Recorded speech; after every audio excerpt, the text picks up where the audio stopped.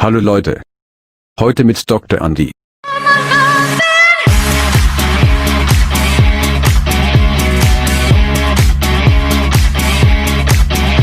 Ya, baik ya. Okay, ladies and gentlemen, thank you so much for your joining us, joining this special program, our lecture this morning, Saturday, 16th January 21. Okay, nice to see you again. And now we are having the presentations from Group 1, Pak Rajin and Ibu Mian, already here. Actually, it should be Group 3, but because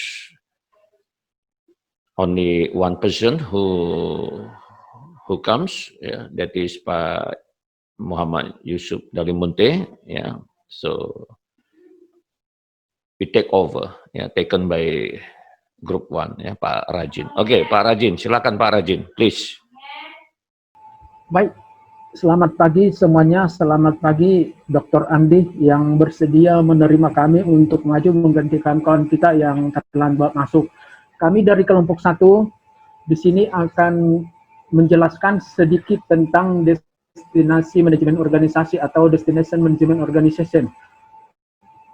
Organisasi dan tata kelola. Di sini kami ada 5 orang dan yang ada di sini ada 3 orang, Rajin Stompul, Ibu Dormiana Panggabean, dan Ibu Matilda Meniati Gulo.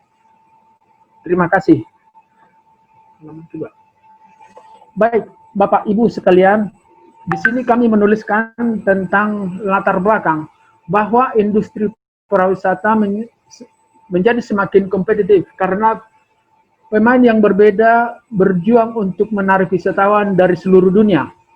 Teknologi yang muncul terutama di bidang transportasi, komunikasi, dan IT telah mengubah dunia menjadi desa global. Meskipun teknologi telah menjadi mendorong terbesar untuk industri ini, namun hal ini telah membawa persaingan yang sangat besar di antara para pemain, sehingga banyak dari mereka terpaksa mencari cara untuk bertahan hidup agar dapat terus beroperasi di industri pariwisata ini. Cenderung wisatawan global lebih dari sekedar melihat atraksi yang menarik, taman yang indah, dan pemandangan alam terbaik. Menurut ahli, pariwisata telah meningkat ke tingkat di mana keberhasilan suatu tujuan wisatawan ditentukan oleh strategi pemasaran yang diterapkan oleh manajemen. Karena alasan ini, organisasi ini menjamin manajemen destinasi untuk memilih tugas serius untuk memastikan bahwa mereka membuat destinasi mereka menarik bagi pasar dunia dengan tidak hanya menciptakan kesadaran dan tentangnya, tetapi juga meyakinkan pasar global akan keunikannya. Hanya melalui ini seorang turis dari Amerika Serikat akan mempertimbangkan untuk bepergian ke Indonesia dan bukan ke China atau India. Seperti tertulis di dalam buku Bramwell 2004. Penggunaan teknologi modern dapat membantu organisasi manajemen destinasi dalam mengembangkan strategi unggul yang akan membantu meyakinkan pelanggan global bahwa ini adalah tujuan wisata terbaik. Dalam tulisan ini, fokusnya adalah mengevaluasi secara kritis strategi pemasaran online kawasan wisata sebagai salah satu organisasi pengelolaan destinasi terkemuka dan bagaimana strategi ini dapat ditingkatkan. Teman-teman, Dr. Andi yang terhormat, kami berpikir begini, mengapa DMO atau Destination Management Organization penting? Kami berpikir begini Bapak Ibu, bahwa peran Destination Management Organization memasarkan destinasi. Industri pariwisata menjadi sangat kompetitif, karena para pemain mencari cara yang lebih baik untuk menarik pelanggan global. Seperti yang dikatakan ahli pariwisata Birusolis dan Stratton. Pada saat tertentu di mana wisatawan akan datang ke Afrika atau ke Asia untuk melihat spesies hewan langka dan praktek budaya yang berbeda sudah lama berlalu. Yang kedua, wisatawan menginginkan kenyamanan, kemudahan, keamanan, dan keindahan alam itu sendiri. Yang ketiga, kami berpikir bahwa Destination Management Organization atau organisasi manajemen destinasi ini memiliki peran besar untuk dimainkan dalam memastikan bahwa wisatawan global akan memiliki informasi positif tentang negara yang cukup meyakinkan untuk menarik mereka menjadi lokal. Demikian, Bapak Ibu, kawan saya Ibu Dormian akan melanjutkan. Terima kasih Pak Rajin. Untuk selanjutnya, apa yang dapat dilakukan di DMO, kompleksitas dan tantangan dalam memasarkan destinasi, penting untuk dicatat bahwa organisasi-organisasi ini mungkin menghadapi beberapa kerumitan dan tantangan ketika menangani masalah ini. Menurut Loudon tahun 2004, salah satu tantangan terbesar yang dihadapi organisasi-organisasi ini adalah terbatasnya kerjasama dari salah satu pemangku kepentingan seperti pemerintah, dewan teater, dan agen perjalanan atau operator. Sehingga ada beberapa masalah inti dalam industri pariwisata yang hanya bisa ditangani oleh stakeholder secara khusus pemerintah, misalnya yang pertama yaitu keamanan, yang kedua komunikasi, yang ketiga informasi teknologi, yang keempat marketing, yang kelima segmentation, dan yang keenam positioning. Yang pertama kita akan membahas mengenai keamanan. Salah satu masalah adalah menyangkut masalah keamanan. Diketahui pada daerah atau di negara tertentu, misalnya di daerah Timur Tengah, sering terjadi gangguan keamanan. Padahal daerah ini merupakan daerah yang menyimpan sejumlah atraksi menarik yang mau dikunjungi oleh wisatawan. Sehingga ya, sebentar, Bu Dormian, sebentar.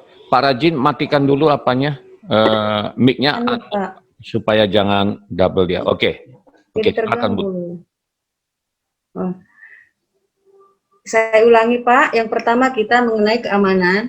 Salah satu masalah adalah menyangkut masalah keamanan. Diketahui pada daerah atau di negara tertentu, misalnya di daerah Timur Tengah, sering terjadi gangguan keamanan, padahal daerah ini merupakan daerah yang menyimpan sejumlah atraksi menarik yang mau dikunjungi oleh wisatawan. Sehingga keamanan merupakan tanggung jawab pemerintah pusat dan masyarakat untuk memastikan adanya keselamatan bagi para wisatawan dan semua pemangku kepentingan industri ini. Yang kedua yaitu mengenai komunikasi. Kendala bahasa juga menjadi masalah yang dihadapi banyak organisasi ini ketika mencoba menarik pelanggan global. Misalnya di Inggris sangat mudah untuk menemukan orang yang bisa menerjemahkan bahasa Inggris ke bahasa Mandarin sehingga turis Cina bisa sadar akan keunikan negaranya sebagai titik tujuan wisata. Namun ketika mereka datang ke negara Cina dalam jumlah besar, selalu ada masalah menemukan cukup pemandu wisata yang mengerti bahasa Mandarin untuk membantu memandu mereka melalui berbagai tempat yang ingin mereka kunjungi. Artinya, apa yang ditawarkan kepada wisatawan tidak seperti yang dijanjikan dalam iklan mereka. Saat berkunjung, mereka dibuat percaya bahwa ada orang yang mengerti bahasa mereka dan komunikasi tidak akan menjadi masalah. Ketika ini tidak disampaikan, mereka menjadi tidak puas dan ini mengurangi kemungkinan mereka mengunjungi negara itu lagi. Menjangkau pelanggan di seluruh dunia telah menjadi masalah bagi beberapa organisasi ini karena media massa dibatasi oleh cakupan geografis. Yang ketiga, informasi teknologi atau IT. Penggunaan informasi teknologi atau IT untuk mengatasi tantangan beberapa dari tantangan ini dapat diatasi dengan menggunakan beberapa teknologi yang muncul. Media sosial seperti Facebook, Twitter, dan YouTube tidak dibatasi secara geografis, artinya organisasi-organisasi ini dapat mengatasi masalah keterbatasan. Liputan geografis media massa dengan menggunakan media sosial. Teknologi juga dapat digunakan untuk meningkatkan keamanan di kawasan tertentu di mana wisatawan mungkin rentan terhadap serangan. Selanjutnya Pak, akan dilanjutkan oleh teman kami. Silakan Bu Miltilda. Ya, Bu Miltilda, ya, Bu Miltilda kelihatannya keluar ya, jaringan atau apa? Dari sepertinya Bu Miltilda nggak ada, mungkin Pak lanjutkan ya. Pak Rajin kembali. Pak Rajin Pak. kembali. Ya, oke, silakan. Baik, Bapak Ibu sekalian, yang keempat kami jelaskan tentang marketing. Pemasaran destinasi online dan konsep pemasaran yang terlibat pemasaran destinasi online telah mendapatkan popularitas besar di masa lalu karena organisasi-organisasi berjuang untuk menarik pelanggan ke pasar mereka. Menurut Bu Halis, Organisasi-organisasi ini menyadari bahwa strategi pemasaran tradisional hampir ketinggalan zaman. Wisatawan membuka internet saat ini bepergian. Untuk alasan ini, organisasi harus selalu online untuk memastikan bahwa mereka menarik pelanggan online ini. Seperti disebutkan di atas, pemasaran media sosial adalah salah satu strategi media global paling menarik yang digunakan perusahaan saat ini. Jumlah orang yang secara teratur mengunjungi Facebook diperkirakan sedikit di atas 13 miliar orang menurut statistik terbaru. Yang selanjutnya, yang nomor 5, kami jelaskan tentang segmentasi pasar. Segmentasi pasar adalah salah satu tugas terpenting yang harus dilakukan unit pemasaran sebelum menargetkannya dengan kampanye promosi. Ini melibatkan klasifikasi pelanggan berdasarkan berbagai faktor demografis. Segmentasi dalam pengelolaan pariwisata akan membantu mengidentifikasi daerah yang paling menarik untuk dijadikan sasaran. Ini tidak hanya membantu dalam mengurangi biaya iklan, tetapi juga membantu dalam mengembangkan program kampanye yang efektif menargetkan segmen yang diinginkan. Kalau boleh, kawan kami, Ibu Matilda, bisa dilanjutkan. Baik, saya melanjutkan nomor 6, itu positioning atau penentuan posisi. Nah, di sini ketika target pasar diidentifikasi, positioning selalu diperlukan terutama saat mempromosikan suatu merek. Ini sesuai dengan pernyataan Rose Jetmal dan Reno tahun 2004 di halaman 9. Mengembangkan merek yang kuat dalam industri pariwisata mungkin merupakan tugas yang kompleks, tetapi strategi positioning yang diambil oleh perusahaan akan menentukan keberhasilan dalam proses ini. Dengan positioning ini yang tepat, suatu merek dapat memperoleh keunggulan kompetitif atas pesaing pasar lainnya. Fokus pelanggan dan pemasaran yang berpusat pada pelanggan ketika beroperasi dalam industri yang sangat kompetitif selalu perlu untuk memastikan bahwa pendekatan pemasaran yang digunakan adalah customer centric. Artinya, organisasi manajemen destinasi akan membutuhkan strategi yang berfokus pada kebutuhan pelanggan di pasar. Nah, salah satu contoh dalam atraksi opera yaitu adanya tradisi musik klasik barat yang atraksinya dulu banyak dilaksanakan di daerah Tapanuli Utara. Salah satu contohnya seperti opera Serindo, opera Danau Toba, dan lain-lain. Awalnya, opera ini dipahami sebagai karya yang sepenuhnya dinyanyikan, berbeda dengan lakon dengan lagu. Opera Batak ini juga dibuat menjadi teater rakyat Batak yang mengulas cerita telah memasukkan banyak genre, termasuk beberapa yang mencakup dialog lisan seperti teater musikal, singspiel, dan komedia opera. Dalam opera tradisional, penyanyi menyanyikan beberapa gaya nyanyian. Organisasi opera ini juga memiliki segmen sasaran yang ditentukan dengan jelas. Meskipun demikian, untuk pemasarnya dapat dilakukan dengan DMO.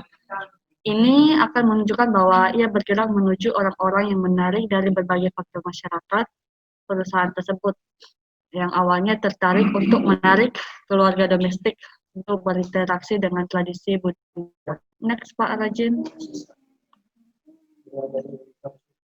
Di bawah ini, Pak Rajin. Adapun evaluation of opera, di antaranya yang pertama, DMO ini dapat menganalisis sejak opera yang menjunjung situs mereka untuk menentukan seberapa efektif strategi pemasarannya di pasar global. Yang kedua, opera juga sangat berhasil dalam menciptakan kesadaran akan destinasi industri di pasar lokal. Yang ketiga, opera seperti contoh tadi di Tapanuli Utara atau di Batak tadi merupakan suatu organisasi yang dihadapkan pada lingkungan yang kompetitif, di mana para pemain dipaksa untuk menggunakan strategi pemasaran yang canggih untuk menarik wisatawan domestik dan internasional. Adapun contoh atraksi musik opera seperti yang sudah kami cantumkan di presentasi ini. Nah, ini salah satu contoh atraksi musik opera yang kami cantumkan. Baik, Bapak, Ibu, Dr. Andi, dan teman-teman, seperti yang dipakelarkan satu opera yang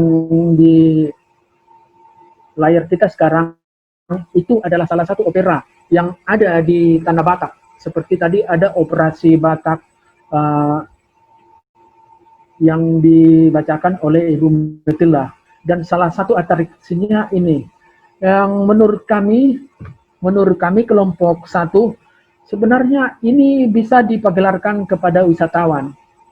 Tentu melalui DMO ya, tentu bisa ini kita pagelarkan ke mereka, dan wisatawan akan tahu bahwa kita punya salah satu atraksi yang menarik untuk dilihat orang. Dan tentang opera yang ada di Batak biasanya menjelaskan tentang sejarah.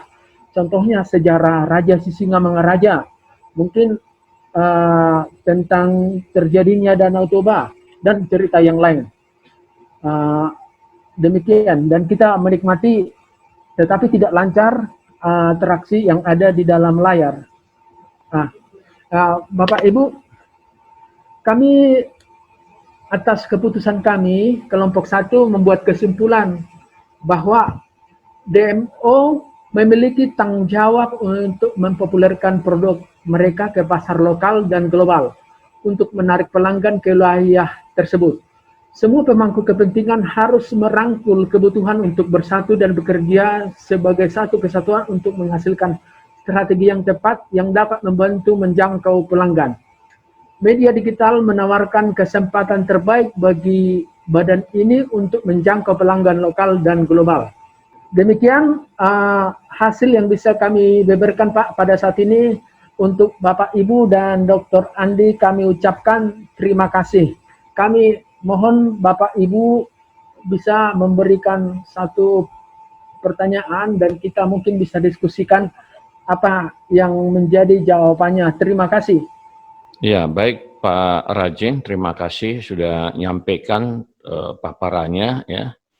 Ini saya lihat ada 18 participants, tapi yang kelihatan hanya 6 di layar saya. Mungkin sisanya ya sebentar ya.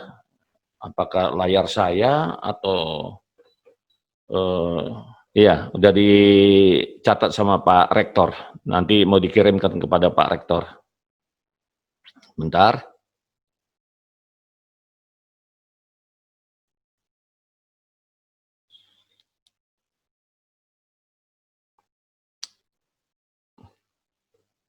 Kita sampai jam 10.30 ya, Pak Rajin? Ya, betul Pak.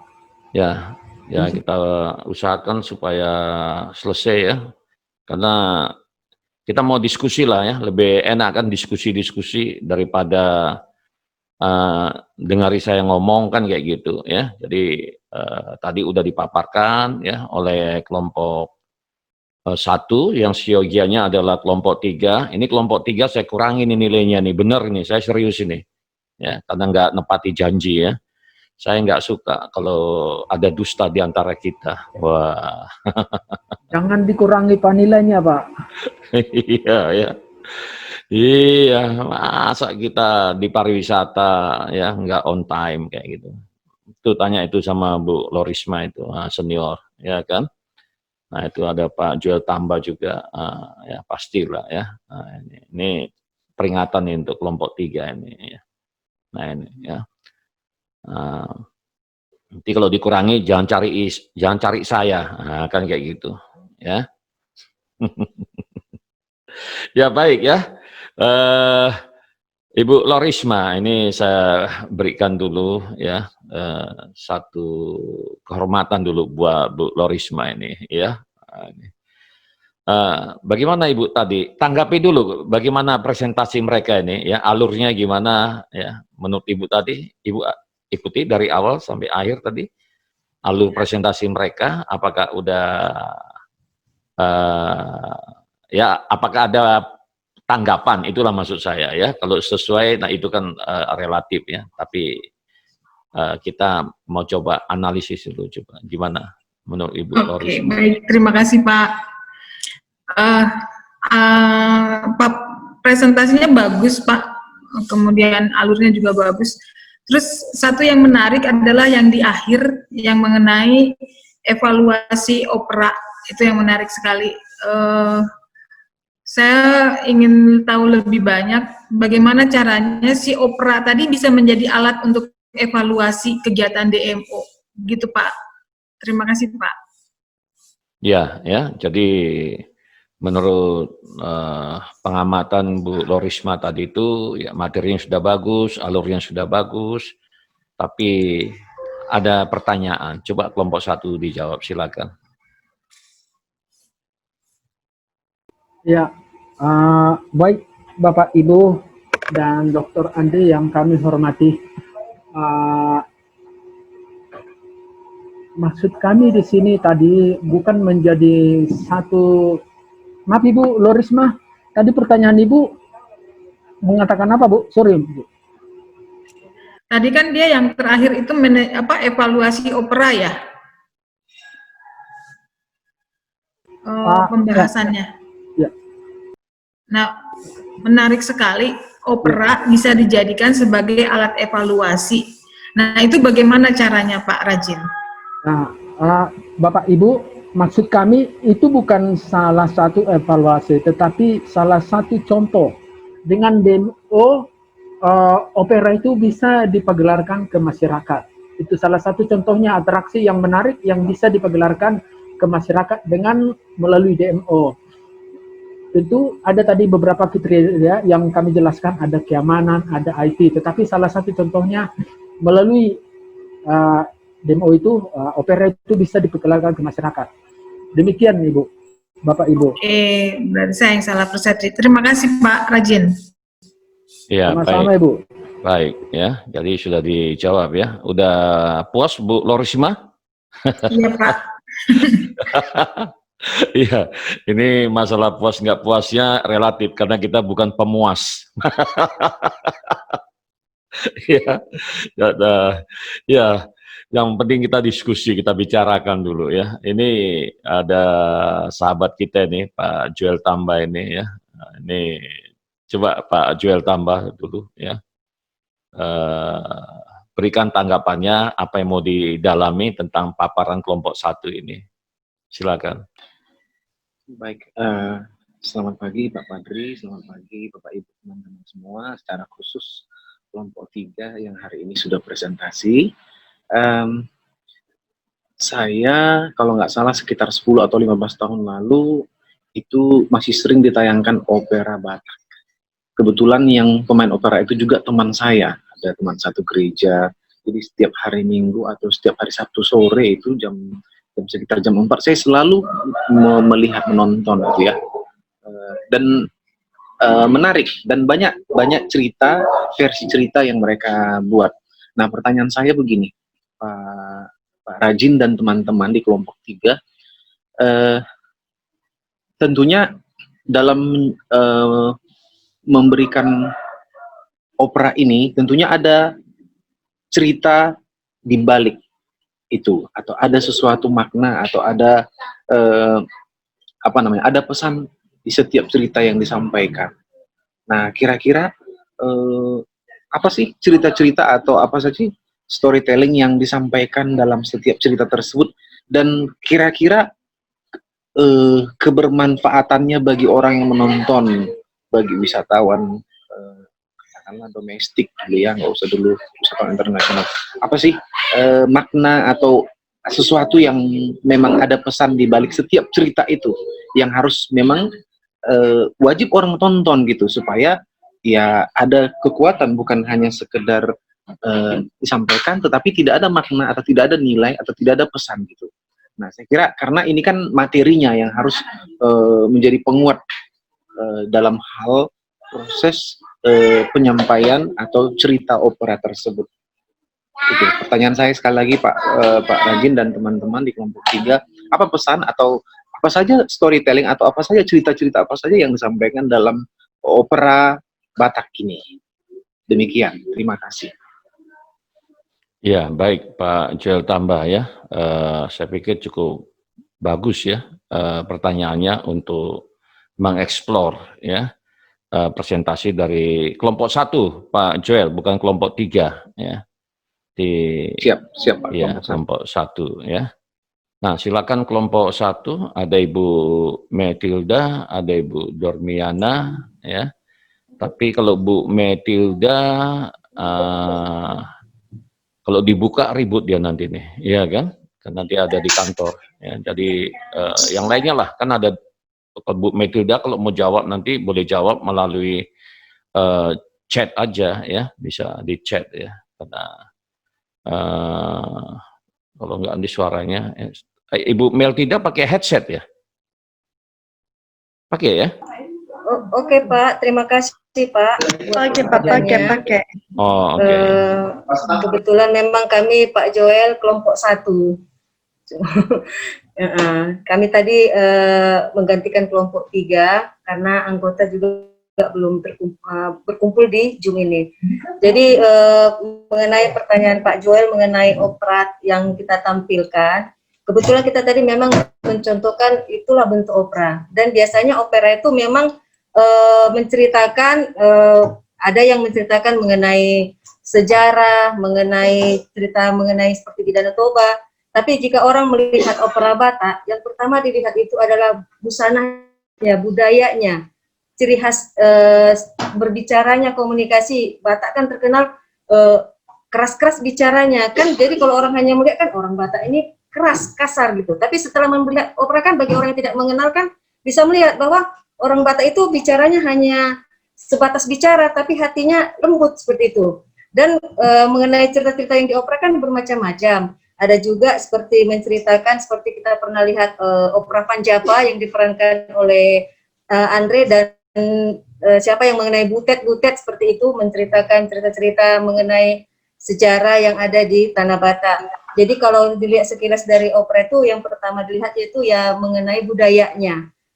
Mengenai cerita alur ceritanya itu mungkin dilihat dari cerita opera yang dijalankan dalam opera tersebut. Saya rasa demikian dari saya. Mungkin ada tambahan dari rekan saya Pak Rajin Sitompul. Iya. Baik Bapak Ibu sekalian yang saya hormati, Bapak Ibu, ya apa yang dijelaskan oleh Ibu Dormiana tadi kira-kira begitu. Ya artinya dengan melihat atraksi opera ya semakin bertambahlah ilmu kita, pengetahuan kita, penglihatan kita tentang budaya.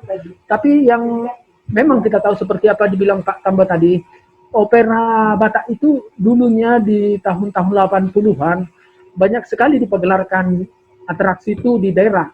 Tetapi pada saat ini memang tidak ada lagi di panggung, yang ada cuma di TV aja, opera Panjapa itu aja yang pernah saya lihat kalau di TV Bapak Ibu. Tetapi kalau dulu seperti yang dibilang Pak Tamba, memang ada banyak di daerah-daerah, seperti di kampung saya ada opera Batak yang lain yang pernah saya lihat sangat menarik sekali.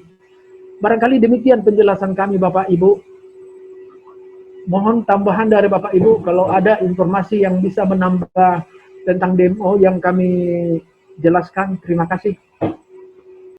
Iya, baik ya. Ini Ibu Rosana Dewi Wulan ini dari kelompok mana ini? Ya Pak, izin saya dari kelompok 3 Pak. Oh ya, ya. Coba silakan Ibu dalami presentasi mereka melalui pertanyaan tentunya. Ada hal-hal yang mau digali. Ya, coba dari kelompok 3 silakan. Baik Pak, sebelumnya mungkin di chat tadi ada Ibu Metilda ada memberikan jawaban, mungkin kelompok 1 boleh dibantu untuk membacakannya mungkin Pak. Oh iya, Pak Rajin silakan dibaca tanggapan dari Ibu Metilda. Ya, seusai ini Ibu Rosana ya. Lanjut baik, ya, Pak. Karena Baik, waktu kita cukup banyak dan kita mau diskusi secara terbuka. Silakan Pak Rajin dibaca chatnya. Bapak Ibu tentang apa tadi yang mau ditanya Ibu? Enggak Pak, tadi Bu Metilda ada chat Pak. Di situ untuk membantu jawaban dari pertanyaan Pak Joel, mungkin bisa tolong dibacakan. Ibu Metilda, mohon dijelaskan apa yang ditanya oleh kawan kita yang cantik, Ibu. Iya, Pak Rajin udah dijawab sama Ibu Meltilda ya secara tertulis. Lalu Pak Rajin bisa bacakan nggak? Kalau nggak bisa bacakan, kalau nggak bisa dari Baik, baik situ, Pak, saya akan baca Pak. oh Ini ya dari Ibu, Ibu Metilda. iya, Beberapa cerita yang diangkat adalah mengisahkan tentang pahlawan. Salah satunya Sisingamangaraja 12, Siboru Tembaga yang menceritakan pahitnya nasib kaum perempuan. Itu Pak yang dari Ibu Metilda. iya, baik ya. Nah, selanjutnya Bu Rosana, silakan. Baik Pak, terima kasih Pak Padriadi.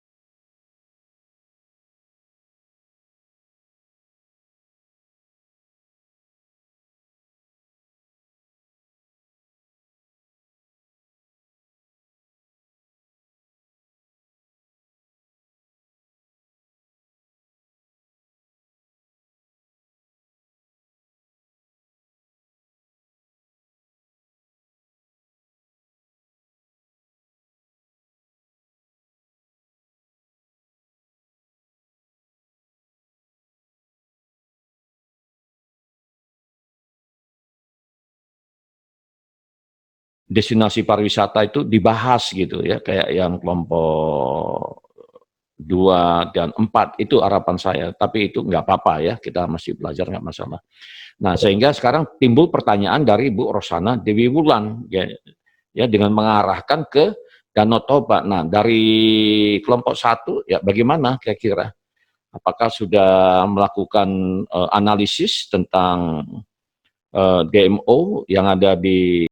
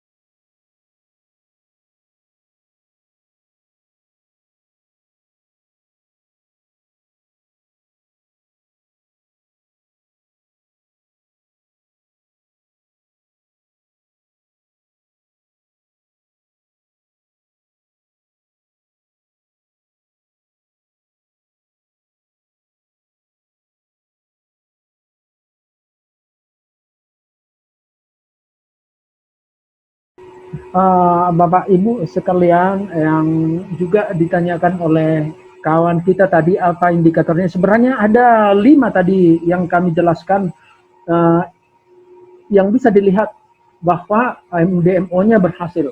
Yang pertama, coba yang pertama ada keamanan, yang kedua ada komunikasi, yang ketiga ada informasi, yang keempat ada marketing, dan yang kelima yang terakhir ada segmentasi. Itu demikian Bapak Ibu. Iya, iya, iya, ya. Nah, itu dia ya. Karena kelompok satu nggak ngambil satu apa tadi case study semacam satu kawasan, nah sehingga dia ngambang dia seperti itu. Kalau keamanan, nah itu keamanan satu kawasan atau destinasi wisata yang diamati itu seperti apa? Apakah sudah terpenuhi unsur keamanan, kemudian unsur komunikasinya bagaimana? Nah, kan kayak gitu. Ya, kalau misalnya di opera yang ditampilkan, nah itu bagaimana? Kalau operanya opera Batak, lalu yang nonton adalah wisatawan internasional, mancanegara, nah ini kan ya, perlu ada pasti ada masalah komunikasi di situ. Apakah operanya dalam bahasa Inggris atau ada yang menerjemahkan ya? Nah, ini kan perlu dikaji juga. Itu maksud saya tadi itu ya. Nah, sehingga dia terukur gitu ya. Termasuk juga tadi masalah informasi teknologi. Nah, apakah opera itu sudah dipasarkan ya sesuai dengan prinsip-prinsip DMO tadi itu? Nah, itu ya. Kalau belum, mengapa belum? Nah, kan itu menjadi saran buat kelompok satu untuk diajukan. Nah, itu kalau tadi misalnya ambil satu case study kan kayak gitu. Terus berikutnya marketing. Nah, bagaimana pemasarannya kan kayak gitu. Apakah sudah memenuhi unsur-unsur atau konsep DMO tadi itu ya? Apakah itu sudah dijalankan? Nah, bagaimana dari pengamatan kelompok satu? Nah, itu dia ya. Lalu ya segmentasi pasar. Apakah opera sebagai produk tadi itu sudah melakukan segmentasi pasar? Misalnya hanya pasar wisatawan lokal saja ya, tapi kalau lokal kan nggak global dia. Sementara kan DMO ini kan tujuannya kan untuk apa namanya bagaimana supaya kita bisa juga ya menarik wisatawan global kan kayak gitu. Nah, baru positioning. Nah, itu dia kelompok satu ya. Nah, bagaimana tanggapan kelompok satu itu? Coba gimana? Pak Rizky Lubis bisa dengar suara saya? Bisa, Pak. Ya, menurut Bapak gimana ya tanggapan dari kelompok satu tentang indikator keberhasilan satu DMO tadi itu? Apakah Bapak setuju? Tidak setuju, Pak, karena paparan dari kelompok satu tersebut tidak mengenai suatu pilihan destinasi atau tempat seperti yang Bapak bilang tadi. Apabila kita mengkaji satu destinasi, contohnya kayak kami kemarin Pak dari kelompok 2 itu berkaitan dengan si Bandang. Nah, dari situ indikator-indikatornya baru kita buat. Nah, di kelompok 1 tadi saya kurang pas lah Pak, karena tidak masuk di indikator keberhasilannya Pak. Yang pertama, kalau di indikator keberhasilan DMO itu adalah organisasi, pemasaran, kualitas pelayanan dan pengalaman berwisata, penelitian dan informasi, pengembangan sumber daya manusia, sumber dana, pengelolaan pengunjung, pengelolaan krisis, pengelolaan masyarakat, pengelolaan dan seterusnya, Pak. Iya, baik. Pak, baik. itu ya saya paham. Iya, ya, itu yang saya maksudkan tadi. Pertama, ya tadi saya sampaikan sama Bu Lorisma, ya supaya Bu Lorisma menanggapin, kan gitu, ya. Ya karena saya macam kurang garam ya, gitu. Ibarat saya makanan ini garamnya kurang pas ini, kayak gitu ya. Ya. Tapi nggak apa-apa ya. Kita ini kan masih belajar ya. Kalau saya sih mau siapapun yang memberikan masukan buat saya mengucapkan terima kasih ya. Jadi ya inilah namanya diskusi ya, supaya nanti waktu kita ujian supaya dapat sasarannya gitu. Coba tadi kan Pak siapa tadi? Ya Pak Rizky dari kelompok 2 ya. Pak Rizky Lubis kan dari kelompok 2 kan tadi kan? Ya, satu. Iya, Pak. Ya. Coba Pak Joel tambah dipertegas lagi ya apa yang disampaikan oleh Pak Rizky, kemudian kelompok 1 boleh dengar. Ya, baik. Terima kasih Pak Padri. Jadi judulnya ini kan DMO. Nah, dari D itu artinya sudah menyatakan dia Destination Management Organization. Jadi bagaimana melakukan manajemen terhadap suatu destinasi. Terlepas tadi juga sudah disampaikan oleh Pak Padriadi, apa materinya di sana. Tambahannya mungkin tadi ada opera. Nah, katakan contoh misalnya, kita tahu juga ada di Hutabolon, Simanindo, itu mereka selalu melakukan semacam opera gitu ya, di Hutabolon, Simanindo, semacam opera Batak, bagaimana kisah dari seorang anak raja yang meninggal dan akhirnya si raja menangis terus dan seterusnya. Itu mungkin materinya, tetapi dari sisi destinasi harus ditentukan apa destinasi yang akan dikelola dan tadi indikator keberhasilannya apa. Ada beberapa tadi yang ini, dan itu yang sebenarnya mohon izin untuk kelompok 1 itu sebenarnya harus dibahas. Kalau misalnya dia segmentasi pasar, siapa sih pasarnya, apakah pasar domestik atau mungkin pelajar misalnya, dari sisi umur, dari sisi latar belakang sosial dan dari dan seterusnya gitu ya kalau internasional. Lalu bagaimana cara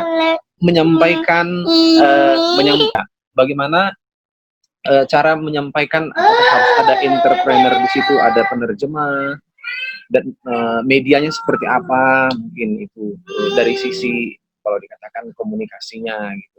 Jadi materi dari kelompok 1 memang hari ini hanya tidak fokus pada satu destinasi, tapi langsung hanya ke materinya saja, materi yang bisa sebenarnya membantu dalam hal pengembangan, dalam hal memanage suatu destinasi.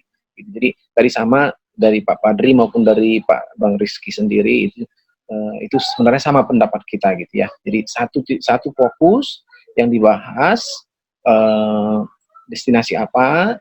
Nah, itu yang akan dimasukkan dalam suatu plan DMO sendiri gitu. Pak Padri dan teman-teman itu masukan ya. Terima kasih. Pak Rajin dan teman-teman. Terima kasih. Ya, baik ya. Iya, ya. Jadi saya berharap kelompok 1 bisa dengar ya. Jadi itu yang saya maksudkan tadi ya. Tadi disebutkan oleh Pak Joel tambah. Contoh misalnya ya kan destinasinya adalah Simanindo ya, Simanindo. Nah, itu Simanindo itu kan ada opera di sana. Memang kalau kita ke Samosir ya kan, kalau kita mau berkunjung ke Simanindo, maka objek wisatanya itu atau atraksi wisatanya itu adalah opera ya, traditional dance Batak atau Batak traditional dance di Simanindo. Nah, harapan saya tadi itu ya ambil satu kawasan, katakan tadi Simanindo contoh ya kan. Nah, apakah pemangku ya atau stakeholder itu sudah melaksanakan konsep DMO tadi itu ya, dengan ngambil case tadinya Simanindo, baru produknya opera. Nah, itu tadi, itu yang saya maksudkan. Nah, sehingga apa yang disampaikan oleh kelompok 1 ya melalui Pak Rajin tadi itu, unsur keamanannya bagaimana, apakah sudah terpenuhi, lalu komunikasinya bagaimana ya kan, apakah kelompok 1 mengamati bagaimana, sementara Simanindo itu kan opera Batak ya kan, sementara wisatawan yang hadir tuh ya termasuk Nusantara dan mancanegara kan kayak gitu. Apakah kelompok 1 juga sudah melakukan penelitian secara pustaka, kan nggak harus secara lapangan, maksud saya tadi itu kan kayak gitu kan. Nah, dari pengalaman saya kan biasanya ya masalah komunikasi ini kan mereka pakai apa namanya itu semacam leaflet ya. Jadi wisatawan itu dikasih satu orang, semacam lead lab ya, paper seperti itu, yang menjelaskan tentang tarian pertama, itu maknanya apa, pesannya disampaikan apa, pesan yang kedua apa, ya, sampai berapa tarian, kan seperti itu yang saya maksudkan. Nah, selain itu juga itu dibantu oleh pemandu wisata masing-masing grup yang dipandu, kan kayak gitu. Itu tadi harapan saya dari kelompok 1, ya. Itu. Nah, sehingga dia bisa terjawab ketika teman-teman lainnya mengajukan pertanyaan, nah itu bisa dijawab sesuai dengan hasil penelitian secara studi pustaka. Nah, ini masukan dari saya juga ya sebagai dosen ya, supaya nanti waktu kita ujian supaya connect dia gitu ya. Nah, supaya connect seperti itu. Itu yang saya maksudkan. Nah, makanya saya fokus di konsep DMO ini kan kaitannya dengan penelitian, sebagaimana tadi disampaikan oleh Pak Rizky Lubis ya. Salah satunya juga ada unsur penelitian. Nah, ini kan penting kita sebagai akademisi ya kan. Kenapa ya DMO itu nggak berhasil? Nah, bagaimana kita bisa mengetahuinya? Ya, untuk mencari indikator keberhasilan bagaimana? Tentu harus melalui penelitian. Nah, itu tadi yang saya maksudkan ya. Jadi, saudara, saya anjurkan, saya dorong untuk melakukan penelitian secara pustaka ya, library research ya, bukan field research ya, nggak apa-apa maksud saya, yang penting tahu cara menggunakan konsep DMO ini ya. Namun demikian ya, kita masih mau nanti ditanggapi ya dari kelompok 1 siapa saja boleh, tapi saya mau ke Ibu Sepdwiana Dornargo. Ya, Pak. Ya, Ibu Sepdwiana Dornargo, kelihatannya masih muda sekali ya. Saya dari kelompok 4, Pak. Ya, kelompok 4. Ya, baik. Ada tanggapan dari Ibu? Tadi kan sudah dijelaskan semuanya, Pak. Mungkin kan sudah dijelaskan juga sama Pak Joel dan Pak Rizky terkait dengan DMO. Cuman saya hanya ingin Bapak dari Pak Rajin, bagaimana peran yang dilakukan oleh masyarakat yang ada di sekitar. Tadi Bapak kan kalau tidak salah Tapanuli Utara kan? Enggak, Pak Rajin. Pak Rajin. Kan di situ kan contohnya kan operanya. Saya cuman mau tahu, Pak, selain opera apa aja yang bisa selain opera, destinasi apa yang bisa dijadikan DMO? Yang bisa kita jadikan DMO. Mungkin kan DMO opera udah sering pernah dilakukan di tadi yang dibilang Pak Joel tempatnya apa saya, Pak. Cuman saya mau tahu selain opera itu aja sih, Pak. Iya, Pak Rajin. Ya, Pak Rajin, kelompok 1. Ibu Siti Morina juga bisa bergabung ya kalau jaringan internet sudah bagus ya, silakan ya. Dari kelompok 1, Ibu Metilda juga ya, boleh bergabung. Pak, mohon izin Pak, bagaimana kalau bisa dijelaskan bagaimana cara pemasaran yang dapat dilakukan oleh pihak pemasaran yang dilakukan oleh teman-teman kelompok 1, apa aja yang bisa dilakukan pemasaran di sana gitu, Pak.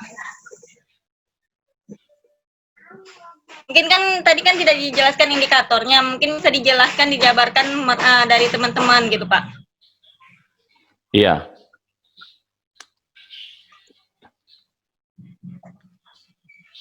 Itu aja. Ya, baik. Terima kasih, Pak. Kelompok 1 ya. Sebelum menanggapi pertanyaan dari Ibu Sepdwiana ini, coba ditanggapi dulu tanggapan dari saya, kemudian Pak Joel Tambah, dengan Pak Rizky tadi. Baru nanti jawab pertanyaan Ibu Sepdwiana. Kelompok 1 ya, jangan Pak Rajin aja. Ya. masalah benar salah itu nomor 100 itu. Yang penting berani menyampaikan pandangan. Ibu Siti. Halo? Ya. Oh. Ibu Siti? Dengar, Pak. Nah, Dengar, Pak. ya, silakan sampaikan tanggapannya. Ya, tadi Ibu Donargo. Halo? Dengar, Pak? Halo? Ya, sangat jelas. Suara Bu Siti sangat jelas dari tempat saya. Oh iya. Saya akan menjawab mengenai pertanyaan Ibu Donargo, yang dimana katanya mengenai indikator apa yang dibuat untuk keberhasilan DMO, destinasi manajemen organisasi. Di indikatornya ya Pak ya. Ini yang di mana tadi, satu ada keamanan, komunikasi, informasi, marketing, dan segmentasi. Tadi di situ dengar saya Pak? Iya Bu Siti, lanjut. Nah, tadi Bapak tadi udah ngasih keterangan sedikit mengenai keamanannya gimana, mengenai segmentasi untuk pemasaran marketing. Ya. Bapak tadi situ sudah menjelaskan sebenarnya. Tapi biar kami jelaskan lagi untuk di kelompok 1 ini, Pak. Yang dimana keamanan. Ya, sebentar. Tadi kan Pak Rajin ambil contoh di Tapanuli Utara. Nah, bagaimana? Apakah unsur-unsur 5 unsur tadi itu sudah terpenuhi di Tapanuli Utara itu? Kalau unsur-unsur mengenai yang di Tapanuli Utara itu belum semua, Pak. Kita lihat mengenai untuk jalan-jalannya pun masih kurang bagus, ya kan Pak? Kalau kita melewati untuk ke Danau Toba, kurang bagus, masih keamanannya pun kurang karena udah banyak yang pepohonan yang rusak jalannya, tanahnya longsor, ya kan Pak? Untuk keamanannya memang kurang. Dan informasi yang dibuat untuk destinasi DMO ini sudah sangat bagus Pak sebenarnya. Cuman pemerintah kita mungkin belum menanggapi ke situ untuk memberikan bantuannya yang lebih baik untuk pemasaran dan segmentasi untuk berkembangnya Danau Toba yang kita cintai ini, Pak. Terima kasih. Kalau ada dari teman-teman ada tanggapannya, dipersilakan untuk dilanjutkan. Iya, baik ya. Jadi itu yang saya maksudkan tadi, ya kan? Jadi ambil satu. Halo? Ya, Ibu Siti. Sebelum ditanggapi oleh teman-temannya, saya tanggapi dulu ya. Nah, jadi itu tadi. Nggak dengar, Pak. Putus. Oh, nggak dengar ya? Putus, Pak. Nggak dengar suara saya ya? Dengar Pak, kalau saya dengar mungkin sinyalnya Ibu Metil. Maaf Pak, terputus nggak dengar, saya nggak dengar. Ya, udah nggak dengar. Tadi tanya temannya yang dengar. Ya, jadi itu yang saya maksudkan tadi ya, apa yang dijelaskan oleh Bu Siti tadi itu. Jadi ambil satu satu destinasi wisata, itu dianalisis, baru nanti salah satu kegiatan-kegiatan situ atau atraksi situ adalah opera. Nah, sehingga kita analisis dulu aksesibilitasnya atau kawasan itulah ya, lazimnya kayak mana kita membuat penelitian ya, tapi secara singkat kan kayak gitu disebutkan dulu. Nah, itu dia ya. Nah, ini kan Pak, boleh saya menambahi sedikit Pak? Iya, silakan Pak Joel. Perihal yang disampaikan oleh Bu Matilda, artinya destinasi itu bukan harus yang sudah jadi. Artinya kalau dikatakan tadi safety-nya kurang, kalau kita ambil di Samosir, jalannya, pohonnya dan lain sebagainya, justru itu sebenarnya yang menjadi bahan diskusi dan bahan yang perlu dikembangkan, dianalisis berdasarkan secara teori ya. Jadi artinya bukan dia harus sudah jadi tempatnya baru kita melakukan DMO. Mungkin itu masukan dari saya. Jadi bukan kalau kita katakan kalau mungkin di Tapanuli Utara itu sudah bagus lalu dilakukan DMO, tidak. Justru hal yang aksesibilitas, apa namanya, attractionnya dan lain sebagainya, itu yang mungkin harus dikembangkan di situ, dan itu yang perlu kita inikan gitu, kita masukkan menjadi suatu destinasi yang bisa menjadi bahan perencanaan untuk DMO sendiri. Itu mungkin masukan Bu Siti. Terima kasih. Iya ya, jadi bahan kajian, ya kan kayak gitu kan, berarti ada masalah-masalah, baru nanti dikasih rekomendasi dari hasil penelitian, kan seperti itu ya.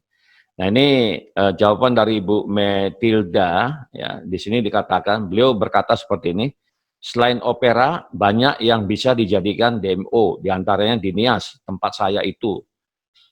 Ada atraksi Hombo Batu, selain itu di Dieng, Jawa Tengah, Karimunjaya, dengan pesona wisata Taman Laut. Nah itu ya, memang betul semua, tapi ambil satu saja gitu ya, itu dianalisis dia dengan menggunakan konsep DMO tadi itu, apakah sudah terpenuhi, kalau belum apa, kalau ada kendala apa, lalu rekomendasinya apa, semuanya itu hasil kajian atau penelitian, itu yang saya maksudkan tadi. Ya silakan kelompok 1 ditanggapi. Terima kasih Pak untuk menambahi pendapat dari rekan saya Ibu Siti. Memang di setiap daerah pasti ada DMO Pak. Cuman kalau pandangan saya yang dari pribadi yang lebih apa Pak, mungkin IT dan marketing.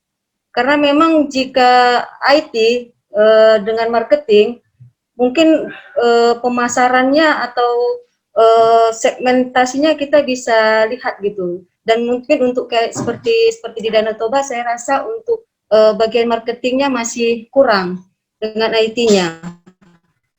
Karena itu kan salah satu promosi, apalagi seperti saat ini semua sudah sedikit-sedikit membuka dari internet, jadi dari jarak jauh pun mereka bisa tahu bagaimana Danau Toba, bagaimana Tanah Batak. Saya rasa seperti itu Pak. Kalau masalah yang lainnya seperti transportasi, mungkin keamanan, saya rasa mungkin sudah terjamin untuk saat ini. Terima kasih Pak. Iya, Ibu Mian ya, baik ya. Pak Rajin ada tambahan? Terima kasih Bapak Ibu sekalian. Apa yang dibeberkan oleh teman saya Ibu Durnianya ya memang begitu Pak. Pada saat ini ya, seluruhnya daerah yang menjadi objek wisata atau destinasi yang ada di sana sudah menggunakan DMO dalam memasarkan produknya. Tentu saja ada hal-hal tertentu yang merepotkan seperti apa yang dibuka oleh Ibu Siti tadi tentang akses ke daerah tertentu. Tetapi saya pikir pada saat ini di Tapanuli Utara akses sudah sangat bagus, terutama jalan menuju dari Kota Tarutung misalnya ke Sibolga sangat bagus sekali aksesnya. Saya lihat baru-baru ini saya barusan dari sana ya sangat bagus. Dan masyarakat sangat terbuka untuk kegiatan pariwisata. Yang justru pada saat ini menjadi masalah, ya adalah hanya masalah COVID-19 yang jadi buat masalah untuk kita semua pada saat ini, Pak. Demikian, terima kasih. Iya, baik ya. Jadi setiap kita punya kesempatan ya untuk berdiskusi ya. Tapi sebelum saya tutup, karena ini sudah jam 9:56, ya memang seharusnya jam 9:30, ya, tapi nggak apa-apa. Karena kita tadi di awal juga sudah mulai, ya. Jadi sebelum saya tutup, ada mahasiswa yang lain yang ingin menyampaikan pandangannya? Ada yang lain yang ingin menyampaikan pandangannya? Oke ya, kelihatannya sudah paham semuanya, ya. Iya, jadi untuk kelompok 1 ini tambahan dari saya nanti ya ke depan ya ketika menyampaikan presentasi khususnya mata kuliah yang saya asuh ini nanti ya. Tadi secara umum udah baik ya apa yang disampaikan oleh Bu Lorisma tadi itu ya. Nah, cuman memang tadi dia lompatannya ya terlalu apa dia ya ibarat naik mobil ya itu kedebab kayak gitu ya kurang mulus dia gitu. Yang saya maksudkan begini, tadi udah disampaikan secara teori dia bagus ya urutan A B C gitu ya. Nah masuk ke studi kasus, nah itu yang apa dia yang apa namanya nggak mulus gitu ya nggak mulus gitu karena kelompok satu tidak memberikan case studinya gitu ya studi kasusnya nggak disebutkan.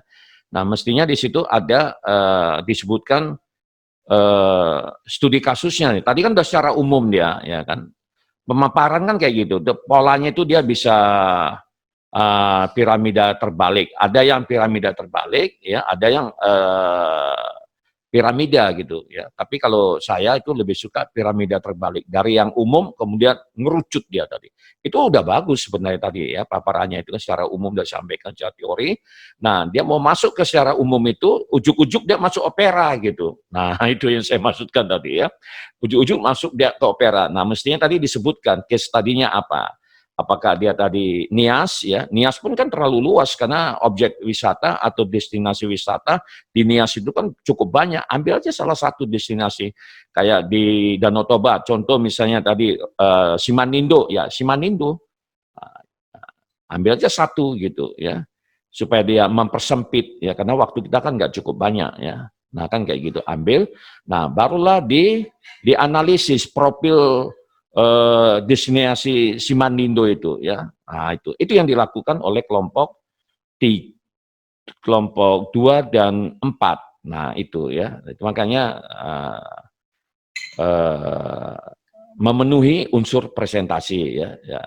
Jadi kekurangan kelompok 1 di situ aja dia ya. Lompatannya masuk dia langsung ke produk tapi destinasi wisatanya nggak disebutkan atau studi kasusnya nggak disebutkan itu aja ya itu tambahan ya.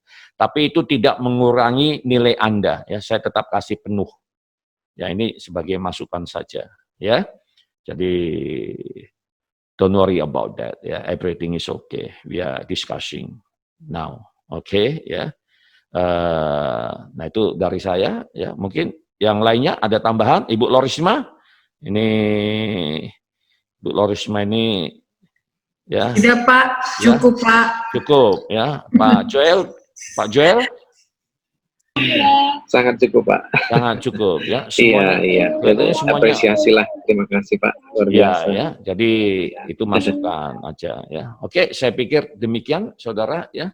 Sudah pas jam 10 ya. Ini break dulu. Kalau belum sarapan dulu. Silakan ya. Saya juga belum sarapan. Pak Rajin, terima kasih. Bu Mian, terima kasih. Bu Meltida Menemati, terima kasih. Ibu Siti Morina, terima kasih. Yang sudah berupaya ya untuk memaparkan presentasinya. Kembali saya kasih excellent ya. Excellent ya. Excellent itu Pak Rajin tahu artinya itu ya. Cukup baik seperti itu ya. Jadi saya apresiasi. Terima kasih. Sampai ketemu kita di minggu yang akan datang, tapi ini peringatan terakhir untuk kelompok 3. Jangan ada dusta di antara kita. Nah, ya, nah itu. Ya, saya karena udah terbiasa kerja sama, maaf ya, sama wisatawan ya, udah terbiasa. Jadi kalau katakanlah jam 8.30, 1 jam sebelumnya saya udah harus berada di sana gitu ya. Jadi, nah ini. Please jangan bawa saya ke level yang enggak standar. Nah, seperti itu ya. Saya mau levelnya level yang internasional lah, karena pariwisata itu kan levelnya internasional. Jadi kalau sudah ditentukan ya harus masuk semua. Tadi cuma 1 orang aja ya. Nah ini untuk kelompok 3 ya. Jadi saya berharap minggu depan itu setengah 9 ya itu udah hadir. Ya, nah Bapak Ibu duluan dari kelompok yang lainnya seperti itu ya. Oke, baik, terima kasih. God bless you. See you next week. Bye. Terima kasih Pak. Oke, baik. Selamat pagi Pak. Selamat